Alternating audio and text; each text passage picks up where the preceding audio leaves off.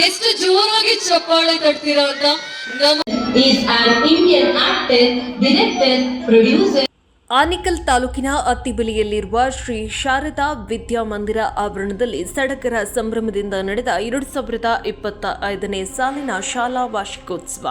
ಇನ್ನು ಶಾಲಾ ವಾರ್ಷಿಕೋತ್ಸವಕ್ಕೆ ಹೆಸರಾಂತ ಕನ್ನಡ ಸಿನಿಮಾ ನಟರಾದ ಡಾಕ್ಟರ್ ರವಿಚಂದ್ರನ್ ಅವರು ಚಾಲನೆಯನ್ನ ನೀಡಿ ನಂತರ ಮಾತನಾಡಿದ ಅವರು, ಶ್ರೀ ಶಾರದಾ ವಿದ್ಯಾಮಂದಿರದಲ್ಲಿ ಕಲಿಕೆಗೆ ಪೂರ್ವಕವಾದ ವಾತಾವರಣ ಕಲ್ಪಿಸಲಾಗಿದೆ. ವಿಶೇಷವಾಗಿ ಕಲಿಕೆಯ ಜೊತೆಗೆ ಪಠ್ಯೇತರ ಚಟುವಟಿಕೆಗಳಿಗೂ ಕೂಡ ಹೆಚ್ಚಿನ ಉತ್ತೇಜನವನ್ನ ನೀಡಲಾಗ್ತಾ ಇದೆ ಎಂದರು. ಇನ್ನು ವಿದ್ಯಾರ್ಥಿಗಳು ಕಲಿಕೆಯ ಸಮಯದಲ್ಲಿ ಬೇರೆ ಕಡೆ ಆಕರ್ಷಣೆಗೆ ಒಳಗಾಗದೆ ಶ್ರದ್ಧೆಯಿಂದ ವಿದ್ಯಾಭ್ಯಾಸವನ್ನ ಮಾಡಿದಾಗ ಮಾತ್ರ ಜೀವನದಲ್ಲಿ ಗೆಲುವು ಸಾಧಿಸಲು ಸಾಧ್ಯ ಎಂದರು.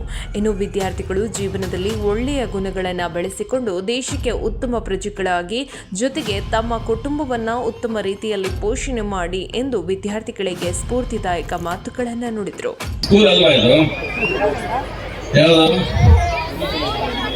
ಅದು ಸ್ಕೂಲ್ ಆಯ್ತಲ್ಲ. ಓಕೆ, 23ನೇ ವರ್ಷನ ಇದು. ಆನ್ಯುವಲ್ ಡೇ 23ನೇ ವರ್ಷ. ಆನ್ಯುವಲ್ ಡೇ ಒಂದು ಸ್ಕೂಲ್ 23 ವರ್ಷ ಆಗಿದೆ. ನಾನು ಇಂಡಸ್ಟ್ರಿ ಬಂದು ಎಷ್ಟು ವರ್ಷ ಆಯ್ತು ಗೊತ್ತಾ ನಿಮ್ಗೆ? 42 ವರ್ಷ ಆಯ್ತು ಇಂಡಸ್ಟ್ರಿ ಬಂದು. ನಾನು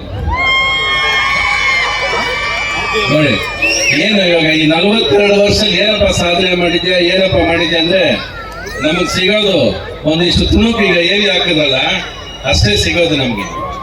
ಸೊ ಜೀವನದಲ್ಲಿ ಏನ್ ಕೂಡಾಕ್ಬೇಕು ನಾವು ಪ್ರತಿ ದಿವಸ ಅಂದ್ರೆ ಒಳ್ಳೆ ಕ್ಷಣಗಳನ್ನ ಕೂಡಾಕ್ತಾ ಬರ್ಬೇಕು. ಈ ಏವಿ ದೊಡ್ಡದಾಗ್ತಾ ಹೋಗ್ಬೇಕು. ಆದ್ರೆ ಒಂದ್ ದಿವಸ ನಾವು ಏವಿ ಓಡಬೇಕಂದ್ರೆ ಅಂತ ಒಳ್ಳೆ ಕ್ಷಣಗಳನ್ನ ಪ್ರತಿದಿನ ನೀವು ಕೂಡಾಕ್ತಾ ಇದ್ರೆ ಅದು ನಿಮ್ಮ ಜೀವನದಲ್ಲಿ ಕೊನೆಗಳಿಗಲ್ಲಿ ಅದು ಸಾಧನೆ ನಿಮ್ದು. ಆಮೇಲೆ ಇಲ್ಲೊಂದು ವರ್ಡ್ ಹಾಕಿದಾರೆ ನೀವು, the world is our family ಅಂತ.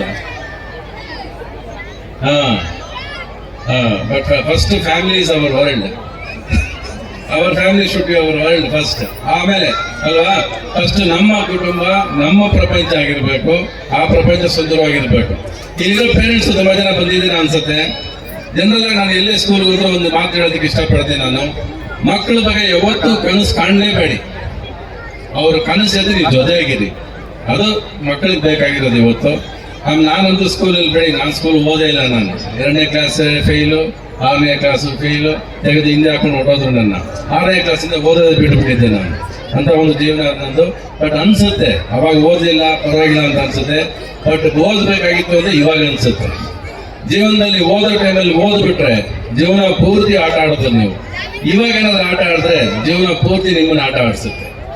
ಇನ್ನು ಇದೇ ಸಂದರ್ಭದಲ್ಲಿ ಸಾಧಕರಿಗೆ ಸನ್ಮಾನ, ವಿದ್ಯಾರ್ಥಿಗಳಿಗೆ ಹಾಗೂ ಪೋಷಕರಿಗೆ ಬಹುಮಾನ ವಿತರಣೆ ಜೊತೆಗೆ ವಿದ್ಯಾರ್ಥಿಗಳು ಹಲವು ಸಾಂಸ್ಕೃತಿಕ ಕಾರ್ಯಕ್ರಮಗಳನ್ನು ನಡೆಸಿಕೊಟ್ಟರು.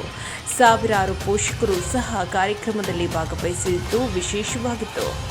ಇನ್ನು ಕಾರ್ಯಕ್ರಮದ ಅಧ್ಯಕ್ಷತೆಯನ್ನು ಶ್ರೀ ಶಾರದಾ ಸಮೂಹ ಸಂಸ್ಥೆಗಳ ಚೇರ್ಮನ್ ಯೋಗೇಶ್ ಕೃಷ್ಣಪ್ಪ ಅವರು ಮತ್ತು ಶ್ರೀಮತಿ ಅರುಣಾ ಕೃಷ್ಣಪ್ಪ ಅವರು ವಹಿಸಿದರು. ಇನ್ನು ಕಾರ್ಯಕ್ರಮದಲ್ಲಿ ತಳಿ ವಿಧಾನ ಸಭಾ ಕ್ಷೇತ್ರದ ಶಾಸಕ ರಾಮಚಂದ್ರ ಅವರು, ಮುಖಂಡರಾದ ಮಾಜಿ ರವಿ,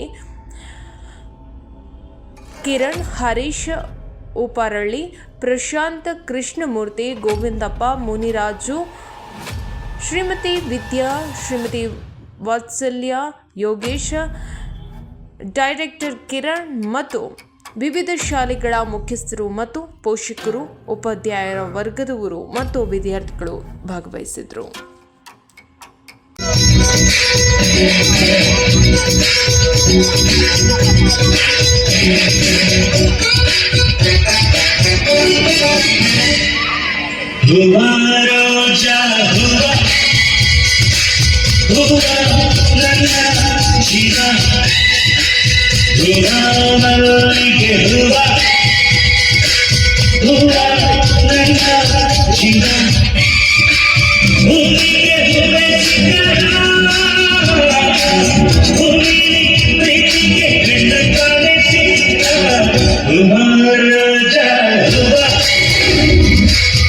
ಎಲ್ಲರಿಗೂ ನಮಸ್ಕಾರ.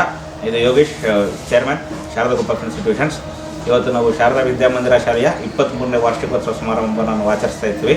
ಈ ಶಾಲೆ ಬಂದು 2002ರಲ್ಲಿ ಬರೀ 4 ರೂಮಿನ ಪ್ರಾರಂಭ ಆಗಿರೋಂಥದ್ದು. 60 ಜನ ಮಕ್ಕಳು, 60-70 ಜನ ಮಕ್ಕಳು ಅಷ್ಟೇನೆ ನಮ್ಮ ತಂದೆಯ ಒಂದು ಮೊದಲನೇ ಒಂದು ಕೂಸು ಅಂತ ಹೇಳ್ಬೋದು.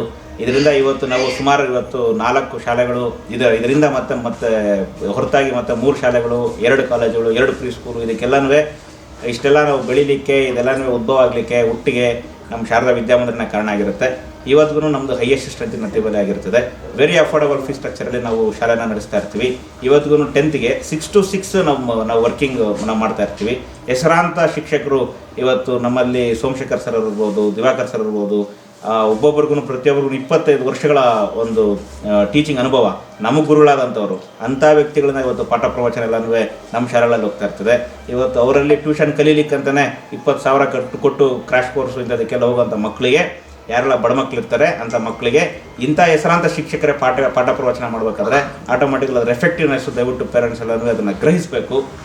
ಇವತ್ತಿಗೂ ನಮ್ಮ ಮಾಸ್ಟರ್ಗಳು ಇವತ್ತು ಹೆಂಗಿದ್ದಾರೆ ಅಂತಂದರೆ ವ್ಯಾಲ್ಯೂ ಸಮೇತ ಪುಸ್ತಕ ನೋಡಿ ಪುಸ್ತಕ ನೋಡಿ ಹಾಕ್ಬೇಕು ಅನ್ನೋ ಅವಶ್ಯಕತೆನಲ್ಲ, ಅಷ್ಟು ತಲೆಯಲ್ಲಿ ಒಂಥರ ಫೀಡ್ ಆಗಿರೋಂಥ ವ್ಯಕ್ತಿಗಳು ಸೋಮಶೇಖರ್ ಸರ್ ಇರ್ಬೋದು, ದಿವಾಕರ್ ಸರ್ ಇರ್ಬೋದು, ಇವರೆಲ್ಲನೂ ಇಂಥ ವ್ಯಕ್ತಿಗಳ ಕಡೆಯಿಂದ ಪಾಠ ಪ್ರವಚನಗಳೆಲ್ಲ ಹೋಗ್ತಾ ಇರ್ತದೆ.